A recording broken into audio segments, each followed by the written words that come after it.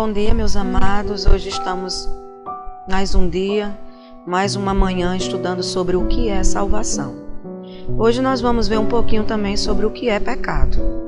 Para isso nós vamos abrir as nossas Bíblias no livro de 1 João, o capítulo 3 e o verso 4.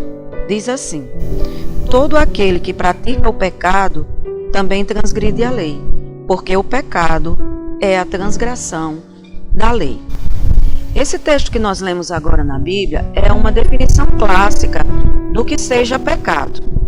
Ou seja, o que é pecado? O pecado é a transgressão da lei de Deus, ou seja, dos 10 mandamentos.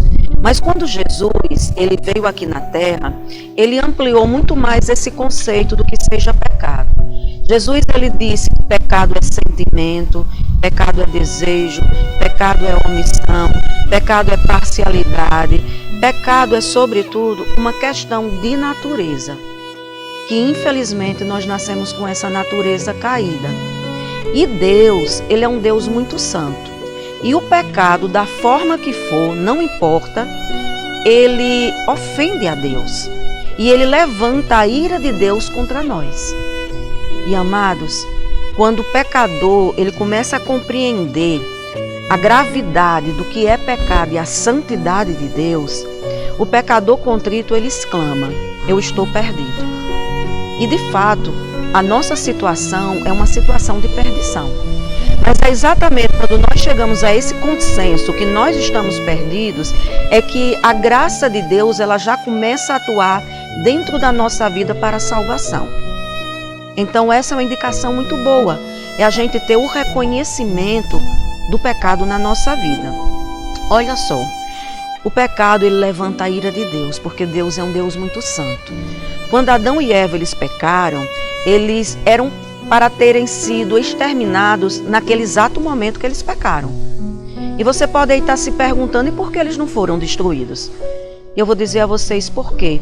Nem eles foram destruídos e nós também não. Porque a graça de Deus e o perdão antecedeu o pecado. Ou seja, o plano da salvação, o plano de nos salvar, sabe o que é que a Bíblia diz?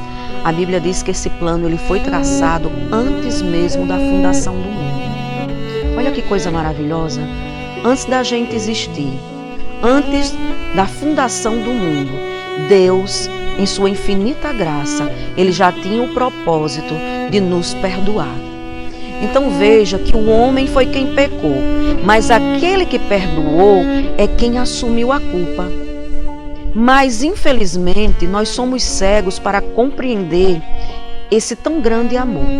Porque o pecado ele aliena o ser humano de Deus. E se não é o Espírito Santo atuando na nossa vida, meus queridos amados, nós não conseguimos compreender essa gravidade e a situação miserável que o ser humano se encontra. Eu quero dizer uma coisa a vocês: a graça de Deus é o maior presente que nós temos, porque nós só vivemos e sobrevivemos nesse mundo porque Deus, em sua infinita graça e misericórdia, permite.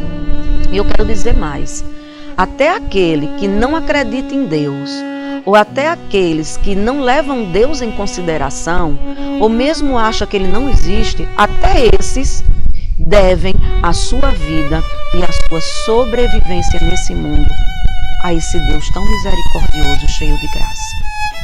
O que eu oro hoje é para que nós possamos deixar o Espírito Santo entrar no nosso coração, para que nós possamos compreender, pelo menos parcialmente, sobre a santidade de Deus, sobre a gravidade do pecado e sobre a nossa vontade em sermos redimidos.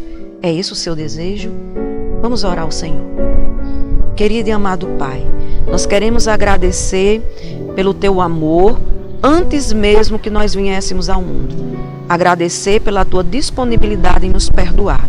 E que nesse dia, Senhor, nós possamos andar com o Espírito Santo em nosso coração, fazendo morada em nossa vida, pois é em nome do Senhor Jesus que nós te oramos. Amém, Senhor.